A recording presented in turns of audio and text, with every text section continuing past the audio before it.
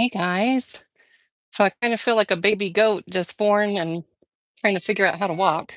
But it's been a really long time since I've done this. And hopefully we might actually get some viewers. But I figured since I'm out doing stuff that I might just pop on here, say hello to everybody. This is my greenhouse cat Rose. She graciously allows me to use her greenhouse. But I am out here, and if anybody does pop on, if you could tell me if you'd hear me, I would really appreciate that because audio is always my shortcoming here. But today is middle of October, and I am in my greenhouse starting seeds. It looks like I've got a whole bunch of nothing going on in here. But for the first time in years, I'm actually, oh, awesome. Thank you, Tom. It's yeah, I always worry that I'm on here jabbering and nobody can hear me. So thank you for letting me know that I can be heard. But today I am starting some seeds. I am going to work on radishes, and my friend Mary from Mary's Heirloom Seeds, I always talk about her because she is my go-to seed lady. She knows that my daughter loves radishes, so she always throws an extra every time I order. My cat's harassing me here. But so today I'm going to plant them here in this long planter in my greenhouse. And I also have plans to go out into my actual garden. Hey, Donette, welcome. It's so good to see you guys. I'm actually excited that people are popping on just in general. But I'm a scientist at heart. I love experimenting. And so what I'm going to do is I'm going to start some seeds in here in my greenhouse. And then I'm also going to go out tomorrow and start them in my actual garden. And I have been working on cleaning up my garden for the winter because we always get our first frost and even potentially snow by the end of October. And so I am preparing for winter. And it's funny because it's actually pretty warm here in the greenhouse, and I hope that it continues to be so throughout the winter. I do need to do some repairs. I'll show you the good, the bad, and the ugly. We have a lot of wind, and this last couple years, as I've not been using my greenhouse, it's incurred a fair amount of damage. And so what I'm going to do over the next couple weeks is I've got this repair tape, and I'm gonna go along and just seal up all the broken spots. Rose, this is, like I said, it's her greenhouse, and she's made all sorts of access points. And so I'm gonna have to figure out something creative to patch up and repair all these holes, but still grant her access in and out because this is actually where she stays overnight. So yeah, Tom says, I've wondered what happened to you, Homestead in progress. And we've had a lot of changes here. It's been busy. I've kind of scaled back on a lot of things. There's been a lot of chaos and anarchy, and working on reining that in. My goat population, I am working on thinning down. I've actually hired a guy to come out once a month, and we're shooting 4 or 5 goats a month. And that gives me time to be able to. What I've decided to do with all of my goat meat is I cube it up and I pressure can it. And so that way it is shelf stable and it's ready to go so that if for some reason there is some sort of power loss, it is ready to be heated up. I can just throw it out on my grill on the front porch and it is tender and already cooked. So I can incorporate it into things like tacos and soups and stews. Fantastic. By far the best way that I have found to process, preserve, and cook goat is to pressure can it. But so I started these seedlings last week. And much to my surprise, or I guess not to my surprise, Mary's seeds are always so awesome. I always overseed just in case some of them don't germinate. But you can see I put 4 seeds in here and I have 4 little seedlings. So I'm going to have to separate them. These are cabbage. And over here, I'll show you a little trick. I use these totes as mini greenhouses. And so I've got 6 pots of kale, 6 pots of green cabbage, and 6 pots of red cabbage going. I also have that I started last week as well, a couple days later on the other side here, and they have not yet germinated, is a bunch of lettuces. And so I'm watching those, hoping that they do. Oh, hey, Ashley Slashy, welcome. It's all my favorite people. So I also have been digging up out in my garden my pepper plants and transplanting them.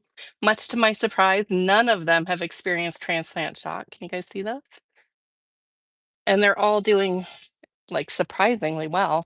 So I'm hoping that I can overwinter them here in the garden or in the greenhouse and because they will definitely be dying back in my garden here in the next couple weeks.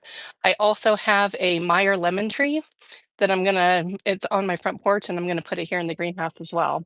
So fingers crossed, I can have a really productive greenhouse this year. It's been a handful of years since I've actually actively worked at my greenhouse.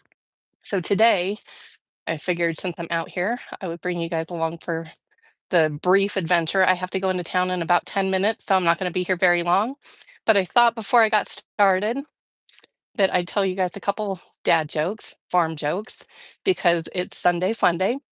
So as a farmer, I hear a lot of sheep jokes. I tell them to my dog, but he'd heard them all. These are lame as they get, but they make me giggle. So, why did the pig break up with her boyfriend? Because he was a real bore. Okay, maybe they're not funny, but I find them funny. And then, what do you call a horse that lives next door? Your neighbor. Okay, done with that for today. But so I've got, yeah, oh, that's an appropriate response. Maybe an eye roll or two. So I have got this, and Rose is going to fight me for it because she likes to sleep in it. So I'm going to put some sort of cage over the top of it so that she doesn't have access to it because she loves dirt, as do all cats. So thanks, Jeanette. Giggles, yes. So I've been using my little pot to scoop potting soil into the top of this because it was fairly compacted. It's been sitting in here for years. And so I'm just putting a little fresh layer of soft dirt. And then you want to make sure that you incorporate it all together. Break up that hard pan bottom layer and mix it all up. And then what I'm going to do before I plant my seeds in here is I'm going to give it a good squirt of water. Rose is going to get mad at me here in a second because she might get a little wet, but she'll live. And you want to have it a consistent dampness. You don't want like big dry pockets because that can actually kill your seedlings if you have dry areas and wet areas. Yeah, mamas. Okay, you're gonna have to move. And so I'm just gonna go ahead and mix it up here, push her out of the way. It isn't one of my videos if I don't have animals all up in my business. So I'm surprised she's not over here knocking over the camera stand. It's, I guess I need goats for that. So this week, kind of life on the homestead, it's never dull. I had a rabbit get out of her hutch, and one of my livestock guardian dogs killed her. I was inside, and it's so nice outside right now. So I had my doors open, and I heard the scream. And there is, if you've ever heard a rabbit scream, it is unmistakable. And so I came running out of the house, no shoes on. I live in the desert Southwest, so right now my fields are just full of these plants called goat heads. They are straight from the devil. And I took off running behind my dog, and he knew he was in trouble. He knew that he was doing wrong. And so I took off running barefoot, chasing my dog down, and we did a lap around the house. It was like, I swear, if you guys were to have like a third party view of me and my life, kind of like that Truman show, it's like constant comedy. Not always funny, like my lame dad jokes, though. And so I'm chasing the dog. He's running from me, carrying this rabbit. I'm just praying that she's okay. She was not okay. Spoiler alert. And so by the time I caught him, she, yeah, goat heads are the worst. I hate them. So I caught my dog. Rabbit's dead. I refuse to let him win. Like he doesn't get his spoils. And so I took the rabbit from him, processed it. I put it in the crock pot overnight. Oh, Tom says he's homesteading on 1 acre in Arizona. Sweet. I'm glad to hear that because last time I saw you, you were traveling around. So welcome to homesteading. It's such a blessing. Tons of work, hard work, worth every bit. So yeah, I'm chasing my dog, caught the rabbit, processed the rabbit, put it in a crock pot overnight. And my again, so I like to pressure can goat, I like to crock pot rabbits, and it is just fall off the bone tender. Love it. And rabbit, if I were to only choose one protein to raise, it would most definitely be rabbit. If I get more meat off of one rabbit in a shorter amount of time than I do any other animal here on the homestead. So I ended up with 2 really nice containers just packed full of rabbit meat and then 3-quart jars of broth. My kids are not real enthusiastic about goat meat, but they love rabbit. It is by far our most favorite meat. So not only is it the easiest to process, the most productive animal I have here on the homestead, but it's also our favorite. And we've had a lot of life changes here on the homestead in the last 13 years that I've been doing this. When I started, we were a family of 5, and we are now down to my 2 oldest kids. Our rabbits are far too cute. They are adorable, but if you have a bunch of them and they all look the same, it's really easy to process. And I really love baby rabbits. They are so stinking cute, but they don't stay so stinking cute and baby rabbits for that long. And so if I want to keep having baby rabbits, I got to do something with them because otherwise I'm going to end up like I'm already a crazy goat lady and apparently a crazy cat lady. I do not need, and probably a crazy chicken lady, but I do not need to be a crazy rabbit lady. So, and they're so easy to process. Uh, 5 minutes, you're done and you're cleaned up and ready to go. So, again, another check mark for raising rabbits for meat. So I got this rabbit processed, cooked, pulled, and I happened to mention to my youngest daughter, she was with her dad, and she's like, "Oh my goodness, mom, save some for me." And so I was like, done. And then my oldest daughter, because my 2 oldest kids are adults, grown and gone many years now. And so our whole homestead has changed, the dynamics, the necessity of all of the animals, because we're no longer feeding a large family. It's just me and my daughter. And so it takes a lot less to feed us. And so Ashley's like, yeah, I guess that's true. But baby rabbits, super cute. Adult rabbits, I don't need a bunch of pet rabbits. So into the crock pot they go. But so my dynamics have changed, my necessities have changed. And so I was talking to my oldest daughter. She's coming to visit next or this week, actually, day after tomorrow. And she's like, "Oh, rabbit and dumplings sounds so good." So I popped the meat and the broth in the freezer, and I am going to make my kids rabbit and dumplings this week. Doesn't that sound delicious? Oh, I know for those of you who have not had rabbit, you're probably like, ugh. But no, it is delicious. So today, what I'm going to do is I am going to start radishes here. And then tomorrow I'm going to start radishes in my garden. And I think that I might have enough time before our hard freeze comes in to actually grow them. It takes on average somewhere between 3 to 4 weeks from starting radish seeds to being able to harvest. Might take a little bit longer, but we're right in there. And if we do have threats of frost, what I'll do is I'll just throw a row cover on the bed in my garden. And then these guys here in the greenhouse should be more than good.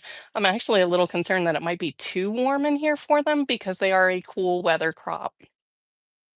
So I have, and I think I'm only going to have room for 1, maybe 2 types in here. So you want to bury them. They're teeny tiny seeds. And so rule of thumb on seed starting is you only want to bury them about as deep as the seed is itself. And so you can see that these are black Spanish radish from my friend Mary. Ignore the dirt under my nails because I've been digging. Oh, that sign of a life well lived, dirt under the nails. So we can see rabbits are great. We've been eating canned rabbit and turkey. I'm having trouble with mice all eating all my chicken feed. Yes. I have a video on here on grandpa's feeders. And so Ashley Slashy, go back and look. It's been like a year or 2 since I made the video, but there's a thing called a grandpa feeder, and it's a galvanized feed box. So yeah, mice are terrible. I hate rodents. That's why you need to be a crazy cat lady. They help with that. So can you guys see these seeds? They're not very big. I don't know why my screen just got a little dark. Hopefully it didn't do something weird on your end. But So you want to go about as bury them about as deep as the seed is big. And Mary's seeds, they always germinate so well. Like I overseed and then usually regret it because I have to go in and do a bunch of thinning. That's okay because if you're thinning these and if you crazy cat man, yeah, fantastic. I love it. So cats are the best. Multi-purpose, super sweet, all up in your business, and they eat. I call rats, mice, cottontail. I call them plague monsters. We do have the plague here in Southwest New Mexico. Well, more so in northern New Mexico, but yeah, plague monsters hate them. So what I'm going to do is I am going to go ahead and overseed them, knowing that I'm going to have to thin them. But you want to go about 1 inch apart on each seed. And so what I'm going to do is I'm not going to poke a little hole and bury them here. What I'm going to do is I'm just going to drop my seed right on the surface. And then I'm going to come back with some more potting mix, sprinkle it over the top, pack it down, and then water it. And then I'll come out and monitor it because I have to be out here every day watering. I'm not fancy and have some automatic watering system or anything. I am very old school as they get, probably hard headed. I'm definitely stubborn. I don't know if you see the color of my hair, but that's indicative of stubbornness. And so I will come out and water. And plus, it gives you the ability to watch, like, are mice, because mice get into my greenhouse, even with Rose. I swear that they're sneaky little guys and they probably bribe her or something. But they do eat my seedlings on occasion, which is really frustrating. 'Cause they'll come out and get all excited, like, yes, I have babies. And then they're gone. So I did a row of black Spanish, and now, 'cause I have all these fun varieties, I'm gonna do white icicle radish. So how fun is this gonna be? I'm gonna have a row of black radishes and a row of white radishes. And once I get this done, I am gonna have to go because I have to take my kid into town. So Ashley Slashy, I live a few miles outside of New Orleans and I have a ton of rats and mice. Yeah, they're awful. So a few years ago, I was having issues with rodents getting into my engine compartment on my vehicle. And I'm going to admit something to you guys. Judge me all you want. I judge myself too. So I have been driving with my check engine light on for about 2, 3 years. And according to my gas gauge, I have zero gas. So uh, I actually keep my tank half full. If you guys have seen my prepping videos, I am adamant on keeping my tank half full. And so it says that I have 0 miles till empty. It shows that I am out of gas.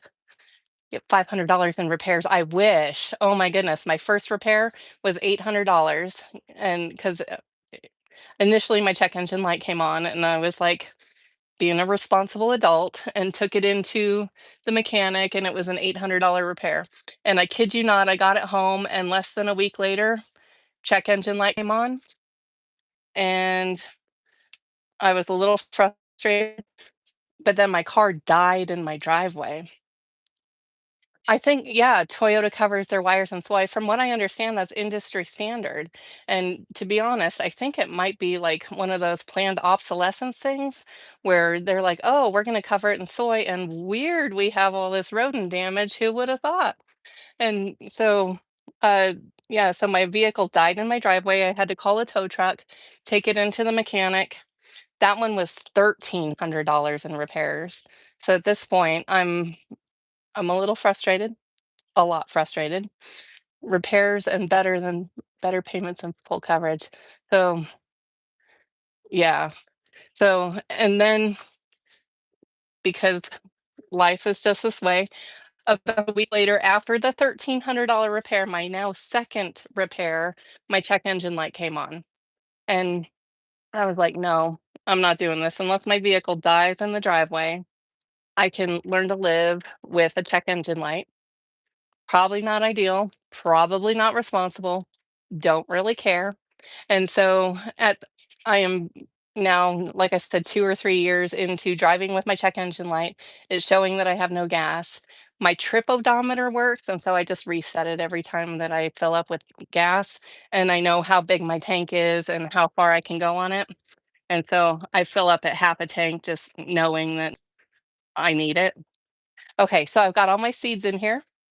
Uh, Probably a sensor. Yeah, I don't know. They chewed through my wires. It might be a I don't think it's a sensor, but it might be. I'm not a mechanic. So if I could ride a horse and carriage into town, I totally would. Okay. So I'm just going to put a quick layer of soil on top here, and then I am going to water it, and then I've got to go. I'm so excited you guys joined me. How cool. I figured I was going to hit live and talk to myself for about 15 minutes, which make no mistake, I wander around my yard talking to myself all the time, so that wouldn't be unusual either. Okay. So I got my layer of soil here, pack it down, and gonna water it. Excuse me, Rose. And bam, Bob's your uncle, or Catherine's your aunt, or some stupid catchy saying. And hopefully in a few days I'll have some radishes. Okay. Let's see. I don't know how I can pull up comments. Okay. That was my knock sensor. Okay. I have no idea what's going on with my vehicle, but it is what it is. And unless it leaves me stranded, I'm not worried about it. I take it in for regular maintenance, and that's all I'm gonna do. So this past week out in the garden, I also planted my first batch of seed garlic.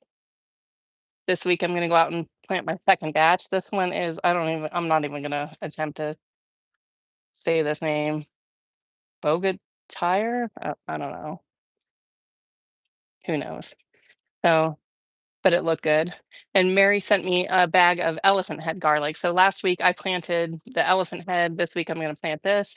Typically, you want to plant garlic in your garden late fall. It does really well over wintering, and then it'll be ready to harvest in the summer. If you plant it in the spring and try to harvest it in the summer, it's not going to have enough time to do its bulbing and full growth. So to maximize your full potential, plant it in the fall, harvest it in the summer. And when your first couple green stalks start to die back and get brown, that is when you pull it. So, okay, that's all I've got for today, guys. And thanks for joining me. How fun.